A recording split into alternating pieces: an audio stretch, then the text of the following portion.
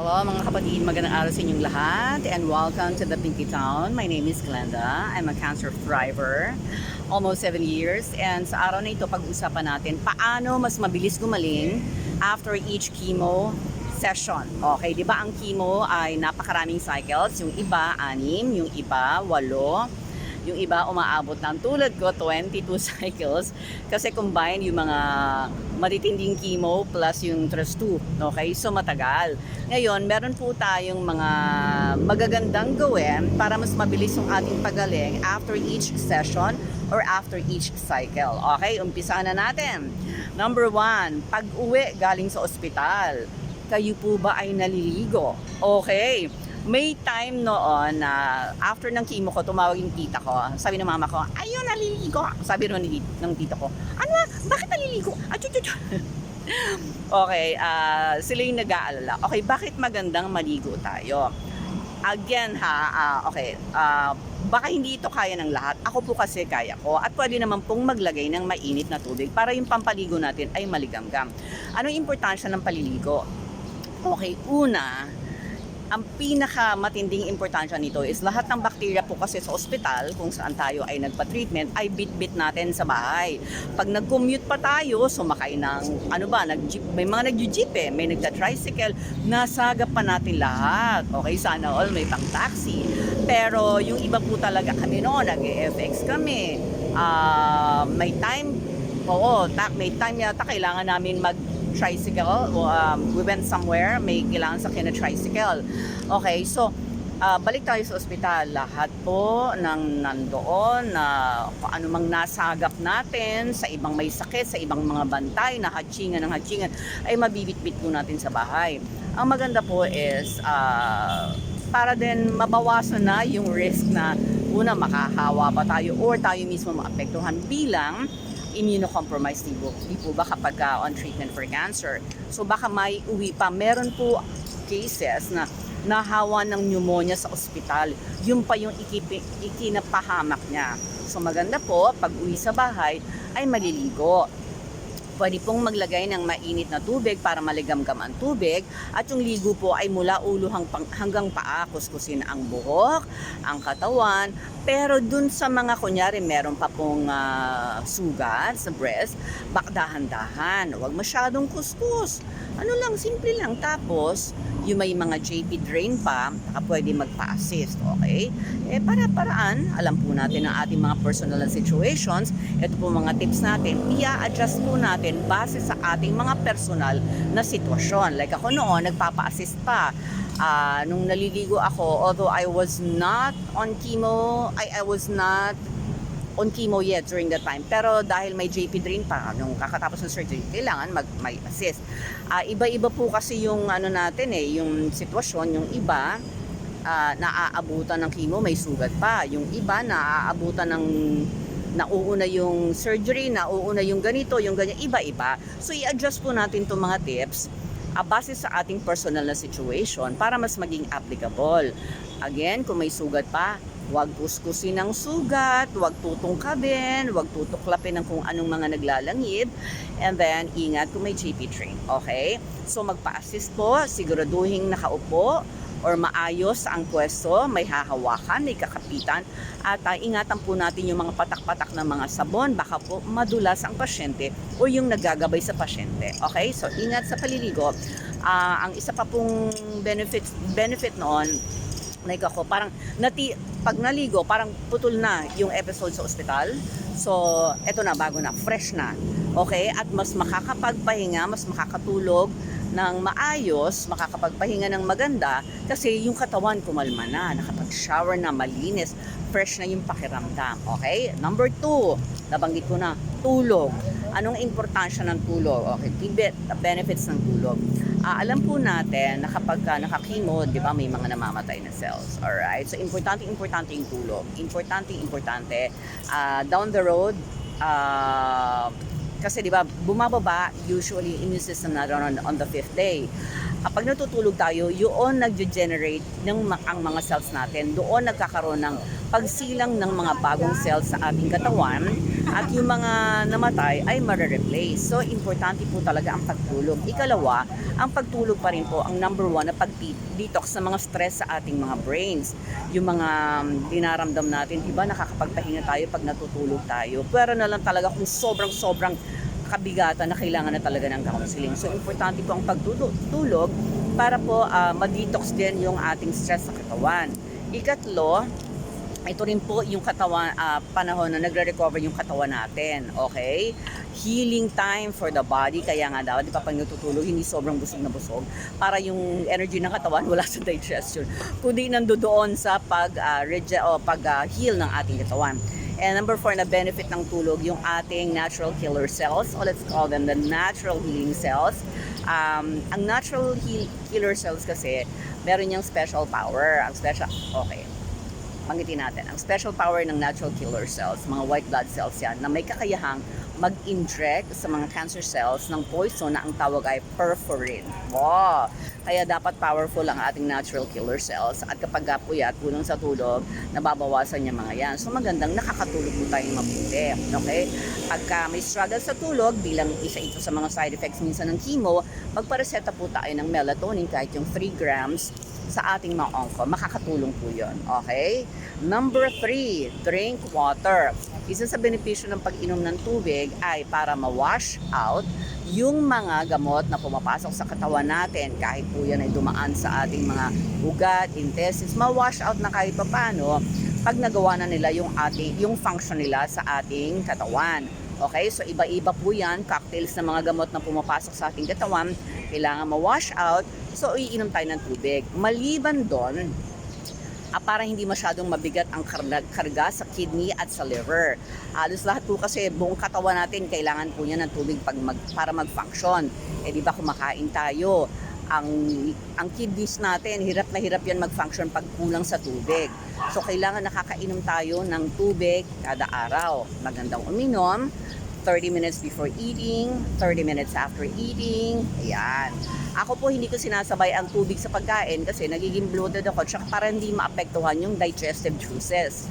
Okay? Yung tulong sa digestion, after mga 30 minutes saka na ako umiinom, or pag minsan 20 minutes. Okay, isa pang function ng tubig kasi ganito po. Bakit sinasabi lagi 8 glasses at least? Marami po kasing water na nawawala sa katawan natin. When we urinate, when we sweat, when we cry, during chemo, marami pa po. Nare-release din sa skin, sa iba-ibang parte ng katawan natin. Ngayon, kapag sinuma total po lahat ng tubig na nawawala sa katawan natin, yung dami niyan, at pag uminom ka ng 8 glasses of water, halos naka-break even lang. Okay, kaya nga dapat sobrahan pa natin sa 8 glasses. Pero at least nasambot man lang yung mga nawala, 8 glasses, inom po tayo in a day. And especially nga po during chemo kasi may special need na tayo. Meron na tayo mga kailangan i-wash out na mga chemicals sa katawan natin, yung mga gamot. Okay? Number 4, magpa-araw. I'm out today, magpapa-araw sana ako. Hindi pa lumalabas yung araw masyado. Lumabas sa kanina, tas nawala ulit. So hahabulin ko. Ano benepisyo ng araw? Alam niyo po ba, may mga pag-aaral noon from 1970 to 1994 sa America, halos 24-year study, na more than 500,000 Americans, more than 500,000 Americans ang namatay prematurely because of cancer. 13 kinds of cancer ang ikinamatay ng 500,000 Americans nung doon sa study na yun dahil kulang sila sa araw, sa sikat ng araw. Meron pong mga nare-reduce na cancer strength or possibility ng cancer because of the sikat ng araw, sunlight, vitamin D. Meron din pong ginawang pag-aaral, alam niyo po ba, sa England na ang dami ring namatay. Recent studies ang to dahil pinukulang sila sa sunlight. Importante po ang sikat ng araw, not to mention the fact na ang calcium po ay mas na-absorb ng katawan natin kapag may katandem na vitamin D na nakukuha sa sikat ng araw. Kung pwede tayo magpa-araw, lumabas kahit 15 minutes a day, maganda po yun sa ating katawan. Total libre naman po. E-effortan lang natin. Okay? Huwag naman yung sobrang init. Depende po kung saan kayo nakatira. Ayan, parang sumisilip na yung araw. Kung 6:30 meron na, labas na po tayo. 7 meron, labas na po tayo. At maganda rin po na itong bagay na ito alam natin. Ang laking kabawasan po doon sa mga emotionally madaling ma-down, yung mga nade-depress kapag ka nasisikatan ng araw. Okay? Maganda pong, kunyari, nade-depress, may counseling, may psychiatrist, may psychologist, pero maganda rin po na nasisikatan tayo ng araw dahil may tulong din po yun. Ay! Okay. Boso. Okay, number 5, exercise. Okay. Alam mo kagabi, parang, ay, sumakit yung likod ko kagabi. Kaya, sabi ko, bukas kailangan wala na to. Meron pa rin kanina, kaya kanina nag-exercise ulit ako. Kahit po stretching during the day, stretching ang ating leeg, shoulders, stretching po tayo, exercises, movement, and then if you can take a walk. May mga pag-aaral po, nare-reduce ang cancer recurrence ng up to 59% kapag po naglalakad tayo. Kahit siguro mga 20 to 30 minutes a day sa ating paligid-ligid lang, makakatulong po yun. Movement is very important, especially for cancer patients. Okay? Kung kaya ng katawan, sa bahay, kunyari, kakatapos mo lang ng chemo, no? Eh di mahina pang katawan. Lakad-lakad lang. Lakad-lakad lang sa bahay. Unat-unat konti, pag kaya, wag pilitin ha. Tapos kapag medyo malakas-lakas na yung katawan, ayan, medyo may mga ganyan-ganyan na tayo involved. Ayan, hindi naman kailangan mag-dumbbell agad. Ang maganda po kasi nito is nakakatulong ito para hindi magkaroon ng skin fibrosis, yung mga nag-radiation din, na minsan sumasabay sa chemo, at the same time circulation ng dugo, pagbomba ng puso, maganda rin sa lungs, kahit yung walking, may mga tulong po yan.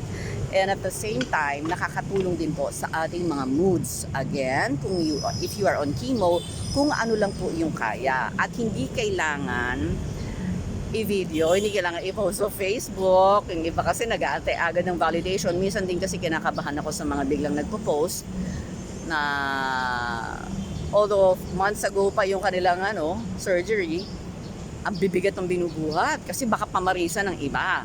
Delikado, okay? So tayo po, kung ano lang po yung kaya, at least po may movement. Iba po yung days after chemo, baka down pa ang katawan, konting kilos lang po, lakad-lakad. Pero yung mga pumipick up ng immune system, baka pwede pong maglakad sa barangay, palibot-libot, kahit mga 20 minutes, okay? Basta naka-mask lang, alright? Kung kaya na, ha? Okay, next, number 6, manage your emotions. Alam niyo po ba, meron akong bagong pag-aaral. Alam niyo po ba ang okay, ganito. Bakit hindi nagkakaroon ng cancer sa puso at saka sa intestines? These are warm organs, okay? Ngayon, kapag ang tao ay hindi marunong mag-manage ng emotions, o hindi marunong mag-express, anger, fear, alam niyo po bang may term doon? Alexithymia. At may mga pag-aaral na nagsasabi ng alexithymia, yung mga nagkaroon ng cancer ay may alexithymia, hindi makapag-manage ng emotions, hindi marunong mag-express in a healthy way, kaya nagkakaroon ng sakit. Kasi kapag hindi natin na-express ang emotions, ulob, anger, pigil, bumababa po ang blood pressure, nagda-drop ang blood pressure at ang functioning ng katawan ay affected. It also affects the mitochondria. Ang mitochondria ay powerhouse ng ating katawan kasi ito ang nagbibigay sa cells natin ng energy na kailangan para makasurvive at mag-function. Naapektuhan ang mitochondria pag hindi tayo nakakapag-express ng emotions. So, importante po ang nag-express ng emotions, nag-manage ng emotions, including stress. Alam niyo po ba, ito isang bagay na inaaral ko kasi in my life situation, wala naman ako sa hindi ako sa bahay. So, minsan hindi ako nakakapag-express ng emotions. Sabi ko, kaya ako nagkakasakit eh. So, ngayon, yun ang something na ginagawa ko. And then, isa pang magandang maintindihan natin, kapag nag-express tayo ng emotions, yung ating immune system lumalakas really fast. The other day, I went through something very difficult and I was really crying. And ang laking tulong sa akin that I have group chats with my pastors, with my professors in the Bible seminary, kung saan ako graduate, and a few close friends kasi I was able to vent. As I was really crying, tapos na-realize ko the following day, nung nagdadasal na ako, nung nagre-research na ako, sabi ko, healthy paling ginawa ko nung nag-vent ako kasi it will increase your immune system. Nakaka-improve siya ng immune system, nakaka-improve siya ng natural killer cells. At sabi ko, tama pala, at really fast when express your emotions, hindi siya kinukulong. Okay, sa pag-express mo ng emotions, pwede pong verbally, pwede pong written, and you can talk to someone as long as you express it and you don't hurt yourself or anyone else. Okay, importante po mag-express ng emotions, mag-manage ng emotions. May mga pag-aaral din na nakakatulong ito. May mga patients ng melanoma na talagang nakatulong sa kanila yung pag-express ng emotions, nag-improve talaga yung mga natural killer cells nila.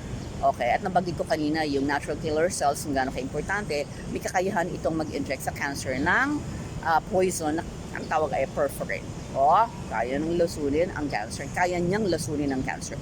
So, importante ang ating natural killer cells. At nangyayari ito, na-strengthen ang natural killer cells natin kapag tayo natutulog or relaxed state, okay? And number 7, importante, alam po inaantay nyo ito, pagkain. Pagka po nakakimo, kailangan natin ng protein, pwedeng galing sa isda, pwedeng galing sa chicken. Hindi po ako ma-meat na tao, hindi ako kumakain ng beef and ng pork. And then, fish, okay, some chicken. Tapos, eggs, ayan. Pwede din po sa mga beans, nuts, meron din protein ang brown rice, may protein din ang oatmeal, ang tofu, marami pong soy products na may protein. Ang taho, nakita ko kahapon, 18 grams pa lang ng protein pagka 100 grams ang kinain mo na taho. Okay, so marami pong pwedeng pagkuhaan ng protina. Hindi po ito ang time na mag-panic diet. Kumain po tayo ng masustansya, maraming gulay, lagyan na natin ng malunggay, ang ating mga sabaw, lagyan na natin ng broccoli, kumain din po tayo ng prutas, apple, citrus, kumain ng kanin. Okay, mas mataas ang glycemic index ang white rice. Kung ano po ang meron, pwede naman pong bawasan ng konti ang white rice. Ako po, brown rice po ang kinakain ko. Basta kumain po tayo ng maayos. Huwag mag-panic diet, huwag biglang mag-vegetarian, hindi naman naiintindihan ng vegetarian, baka kulangin kayo sa protina dahil may computation po yan. Huwag biglang magpa-panic diet, okay? Kailangan po kumain tayo ng maayos dahil ang katawan natin kailangan makalaban sa nangyayaring gamutan. Okay, hindi laban actually nagiging battlefield yung katawan natin. Kailangan malakas ang ating katawan dahil ito ang host. Diyan nagaganap ang labanan, so dapat tayo mismo ay nakaka-consume ng mga pagkain tama at may mga nutrients na nararapat nating makuha in a greater degree, na mas marami dahil nga on treatment tayo. Ay, listahan ko lumipad! Buti na lang. Ay, ano ba? Ay, kuya, pwede ba tulong? Pwede pa? Ay, si kuya, oh. Kuya, thank you ha. Ayan, yung listahan ko lumipad. Akalok, aray ko. Ayan, so kailangan kumakain tayo ng maayos. Okay, ngayon, meron na po pagdating sa guidance sa pagkain, especially if you're on chemo, may mga bawal din. Meron tayong video, ilalink ko na dyan, yung mga hindi pwedeng kainin during cancer treatment, especially mga hilaw. Meron po tayong video, ilalink. And then, ito ang good news ko sa inyo. Teka ha. I have been working on our new book and it's about food, it's about nutrition para sa ating lahat. So abangan niyo po yan. I-launch natin very very soon. Niluluto pa natin para mas maging maganda. Ito po ay magandang maging guide natin para sa mga tamang pagkain, targeted eating. Malaman natin kung ano yung mga dapat nating kainin when we are on treatment for cancer and also when we are recovering na, diba? At base sa mga pag-aaral, marami sa mga pagkain na ito nakakatulong para hindi na mag-recur. Para naman doon sa mga pasyente, sa mga kapatid natin na talagang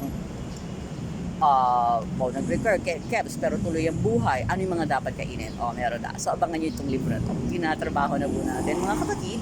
And please pray for me as I continue working on this. Okay? So, ayan po ang ating kwentuhan sa araw na ito. God bless you all. Stay safe, stay strong. And itong video po natin na ito ay share nyo sa inyong mga friends group chats. And also, itong mga nabanggit ko mga tips na to, alam nyo ba, nasa libro na to. Nasa stage 3G, ando ng explanation, ando ng mas mahamang explanation guide para sa life, hindi lang after each chemo cycle. Buong treatment, sakop, at magkakaroon tayo ng guide if you have a copy of stage 3G. Okay? Meron din purong gabay ng mga tamang pagkain, pag-manage ng emotions, meron pong isang buong chapter doon on managing your life emotionally, yung emotional side effects. And then, marami pang mga tips doon, even yung pang dapat dalhin when you go to your chemo treatment. It's basically managing life during cancer treatment, radiation, surgery, chemotherapy, and magandang gabay din po ito sa ating mga tagapagbantay. So, magkakaroon na tayo ng parang pinaka-guidelines when you have the book Stage 3G. Malaking tulong po yun sa inyo. Okay? So, if you want the ebook, message me on Facebook. But if you want the hard copy, if you want to avail of the paperback, nasa Shopee po. Ilalagay ko rin dyan ang link. Okay? So, maraming salamat po sa inyo lahat. God bless you all. Stay safe. Keep on praying. And don't forget, habang may nakikinig sa panalangin, matatapos din ang dilim. Bye-bye po.